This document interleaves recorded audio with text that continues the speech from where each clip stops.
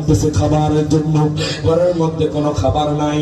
আমার দয়াল নবী মায়ার নবী কথা বলার পর ইহুদি তো আমার নবীকে চেনে না, আমার নবীর বাজান রে, ইহুদিরা আমার নবীকে দাম দিতে চায় না। ওই ইহুদি বলতেছে আপনি কূপ থেকে এক বালতি পানি উঠাবেন, আমি একটা একটা খেজুর দিব।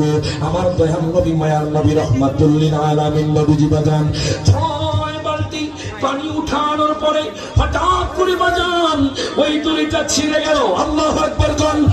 ওই দড়িটা ছিঁড়ে যাওয়ার পর ইহুদি কত বড় জালেম, আমার নবীর গায়ে আঘাত করলো। জোরে কোন নাউজুবিল্লাহ। বাজান রে, আমার নবীর গায়ে আঘাত করার পরে এবার আমার দয়াল নবী চোখের পানি ছেড়ে দিয়ে কয়, ও যুবক তুমি কি হাতে ব্যথা পাইছো নি? জোরে কোন মারহাবা। এই কথা বলার পরে যুবকটা আশ্চর্য হয়ে গেল। ওই ইহুদি যুবক আমার নবীর দিকে তাকায়া মুস্কি মুস্কি হাসি।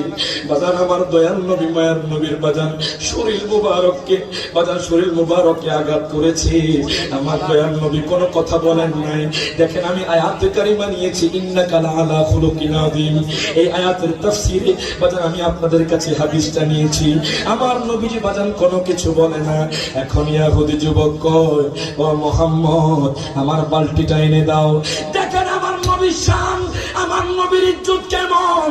আমার দয়াল নবী যখন ওই কূপের মধ্যে হাতটা বাড়ালেন, ওই বালতিটা সাথে সাথে উপরে চলে আসলো।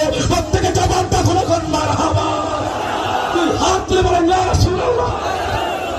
এর বাজারে আমার দয়াল নবীজি হাত মুবারক দিলেন, ওই বালতিটা উপরে চলে আসলো।